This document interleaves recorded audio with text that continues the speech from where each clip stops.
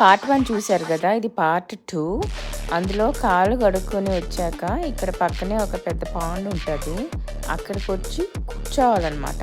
కూర్చున్న తర్వాత మెల్లగా ఒక్కొక్క ఫిష్ లైన్ కట్టడం మొదలుపెట్టాయి. ఎందుకు లైన్ కట్టడం మొదలుపెట్టాయి అంటే వాడిని కొరకడానికి.